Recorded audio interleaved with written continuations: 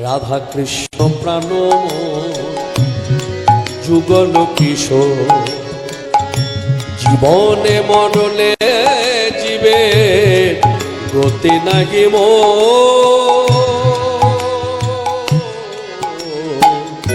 যুগল কিশোর।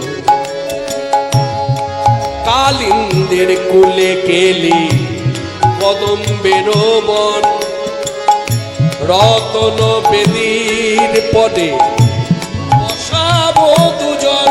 উলক্ষণী কালিন্দের কুলে খেলি কমালের বন, রতন বেদীর পদে বসাবো দুজন।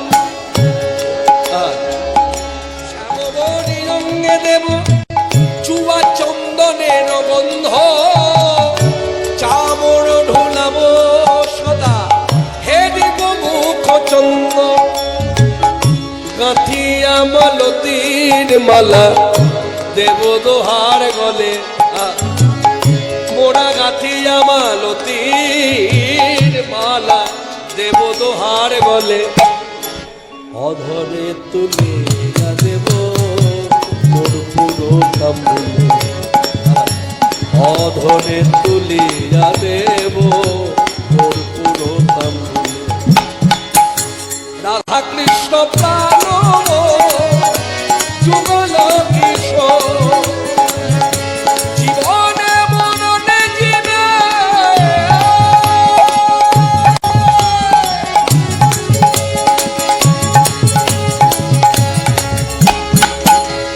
জীবনে মরণে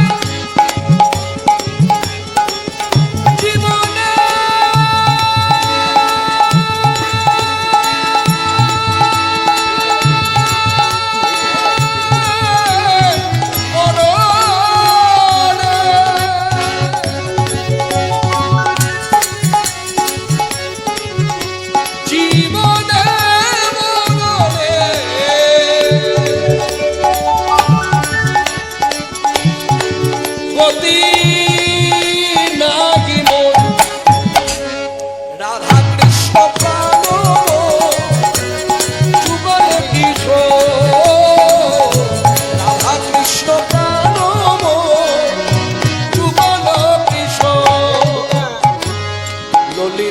বিশাখায়াদি যত সখী বৃন্দে।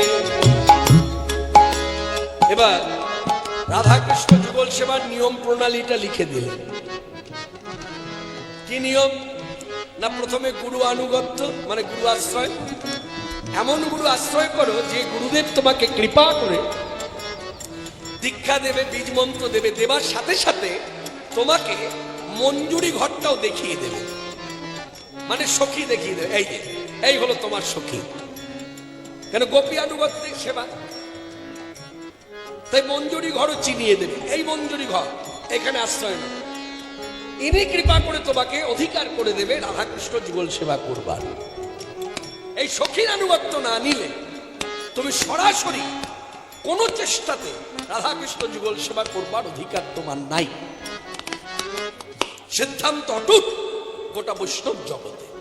তাই লিখেছেন ললিতা বিশাখায়াদি যত সখীবৃন্দ আছে, ললিতা বিশাখায়াদি যত সখী বৃন্দে আজ্ঞায় করিব সেবা চরণারবিন্দে। শ্রীকৃষ্ণ চৈতন্য প্রভু দাস অনুদাস।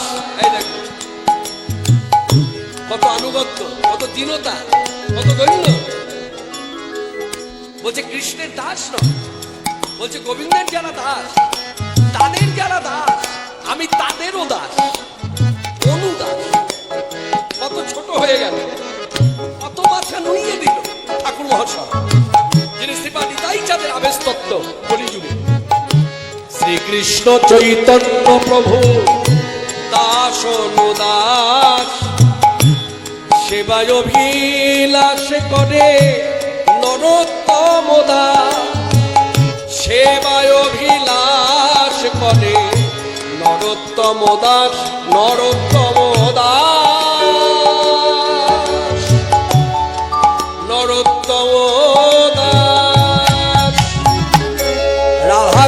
কপড়া